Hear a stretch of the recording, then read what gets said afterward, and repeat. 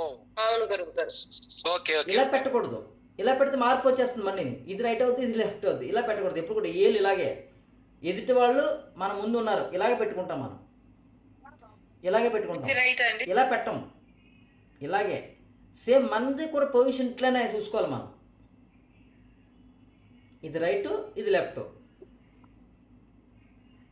చేతులైనా కాళ్ళైనా ఏదైనా సరే ఇలా పెట్టుకుంటే ఇది రైటు, ఇది లెఫ్ట్. ఈ వేలు వచ్చేటప్పటికి ఇది రైట్ అవుతుంది, ఇది లెఫ్ట్ అవుతుంది. ఇలా వచ్చినప్పుడు చిటికిన వేలప్పుడు రైట్ అయింది. ఇలా వచ్చినప్పుడు చూపుడు వేలప్పుడు రైట్ అయింది. ఇది మర్చిపోవద్దు. కుడి చేతి పెడితే కనుక ఈ బొట్టన వేలు కాడ నుంచి ఇది రైటు, చిటికిన లెఫ్ట్. ఎడం చేతి పెడితే కనుక చిటికిన వేలేపు రైటు, బొట్టన వేలేపు లెఫ్ట్. ఇది మర్చిపోకుండా ఉంటే మీరు డయాగ్నోసిస్ చాలా బాగా చేస్తారు, ట్రీట్మెంట్ చాలా బాగా చేస్తారు. గురుగారు ఇప్పుడు భుజం నొప్పి ఉంటే డైరెక్ట్ భుజం దగ్గరే చేసుకోవచ్చు కదా, ఇలా వేళ్ళకి చేతులకి ఎందుకు చేయాలి? ఇక్కడ నొప్పి ఉంది, ఇక్కడ ఎలా ప్రిపేర్ చేస్తారు మీరు? నొక్కుతాం కదా ఆ నొప్పి ప్లేస్ నొప్పి వస్తుంది కదా, అలా నొప్పి ఉంది నాకు, ఇక్కడ నొక్కితే నొప్పి వస్తుంది కదా ఇంకానే. ఓకే. అందుకే కదా దీంట్లో పోయి వెళ్తున్నాం మనము. ఓకే అండి, అర్థమైందా? అర్థమైంది. దానికోసం మనం ఏం చేస్తున్నాము, భుజానికి తైలం రాస్తున్నాము. ఓకే. తైలం రాస్తున్నాము. కావాలంటే భుజంకి ఇక్కడ నొప్పి ఉంది కదా, ఇక్కడ మ్యాగ్నెట్ పెట్టేయండి. మ్యాగ్నెట్ పెట్టండి, హీల్ చేస్తుంది. ఓకే అండి. నొప్పి తగ్గాలి, ఎల్లో పైకి వచ్చేలా పెట్టి మ్యాగ్నెట్ పెట్టేయండి.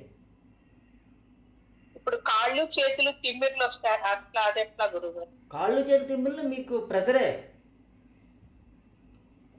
అవి తగ్గుతాయి మీకు. అవి ఎన్ని ఇప్పుడు ఇవి చేసుకుంటారు కదా, ఓకే. ఇవి చేసుకున్నవన్నీ తగ్గిపోతుంటాయి. కాళ్ళు చేతులు తిమ్మిళ్ళు అవన్నీ తగ్గిపోతుంటాయి. ఎందుకంటే బ్లడ్ సర్క్యులేషన్ సరిగ్గా లేకపోతేనే కాళ్ళు చేతులు తిమ్మిళ్ళు ఎక్కువ ఉంటాయి. ఇప్పుడు ఇలా కూర్చున్నాము 2 గంటల సేపు కదలకుండా కూర్చోవడం వల్ల ఏమైంది, ఈ బ్లడ్ మొత్తం అంతా కింద దిగిపోయింది. కింద దిగిపోయి తిమ్మిరెక్కిపోయి ఉంటుంది నాకు. ఓకేనా?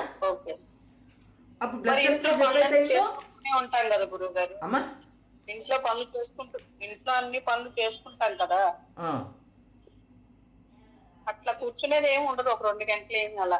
అవునమ్మా, మీరు నుంచుని అలా పని చేస్తుంటారు కదా, బ్లడ్ అలా కిందకి ఫ్లోటింగ్ అయిపోతుంటుంది. ఓకే ఓకే, అర్థమైంది. అందుకని ఇవి ఇలాగా మీరు ప్రెజర్ చేసుకుంటుండడం వల్ల ఇవన్నీ బ్లడ్ సర్క్యులేషన్ అవుతుంది. ఇంకా టెక్నిక్ ఏంటంటే మోకాళ్ళ నొప్పులు గట్రా ఎక్కువ ఉన్నప్పుడు తలవైపు మన మంచం కింద కాళ్ళు ఉంటాయి కదా, తల దగ్గర కాళ్ళ దగ్గర కాళ్ళు ఉంటాయి కదా, ఒక్కొక్క కిటికి పెట్టండి. ఆ కోడుకో కిటికి, ఈ కోడుకో కిటికి పెట్టండి. అప్పుడు మంచం ఇలా వస్తుంది పైకి, తల కిందకి వెళ్తుంది, కాళ్ళు పైకి వస్తుంది. అప్పుడు కాళ్ళలో బ్లడ్ సర్క్యులేషన్ పైనుంచి కిందకి బాగా అవుతుంది, కింద నుంచి పైకి అవుతుంది. అంటే కాళ్ళ వేలు నుంచి తల వరకు బ్లడ్ సర్క్యులేషన్ కరెక్ట్గా అవుతుంది. వెరికోస్ వెయిన్స్ ఉన్నవాళ్ళు చాలా బాగా పనిచేసింది. చాలా మందికి నేను చేశాను ఇది. అది ప్రెగ్నెన్సీ అప్పుడు అలవాటు అయిపోయింది జీవన ఇలా బాలిస్తా పెట్టుకోను. ఇంకా అప్పటి నుంచి ఇప్పటికి కూడా అది లేకపోతే అలా పండుకోలేవండి. కాళ్ళ కింద అలానే హైట్ పెట్టుకుంటాను. కాళ్ళ కింద హైట్ పెట్టుకున్నా మీరు అటు ఇటు తిరిగినప్పుడు తలకడ జరిగిపోతుంది. అందుకే నేను ఏమంటున్నాను, మంచం కింద కోళ్ళ కింద ఇటుకలు పెట్టేయమంటున్నాను. ఈ కోడి కింద ఒక ఇటుకు, ఈ కోడి కింద ఇటుకు, ఇలా ఉండే మంచం ఎలా వస్తుంది. అవును. అప్పుడు చక్కగా నిద్ర కూడా బాగా పడుతుంది. ఇలా వెనక్కి అయితే ఎప్పుడైతే పడుకున్నామో నిద్ర కూడా చాలా బాగా పడుతుంది. అది ఎవరైనా పెట్టుకోవచ్చా గురువు గారు అలాగా? ఎవరైనా పెట్టుకోవచ్చు. మన ఇంట్లో పక్క భర్త కానీ భార్య కానీ సపోర్ట్ వస్తాయి. నాకు ప్రాబ్లం ఉంది, ఇలా పట్టుకుంటాను వద్దంటే ఏం చేస్తాను, ఏమీ చేయలేను. నాకు ప్రత్యేక మంచి ఉందనుకో, ఇంక తనతో నాకు పని లేదు, నా ఇష్టం.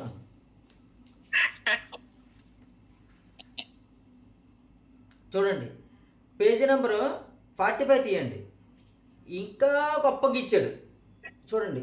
సేమ్ ఇది ఒక్కటే పార్ట్, ఇంక నేను ఇవన్నీ తీసుకోవట్లేదు, ఇవన్నీ తీసుకో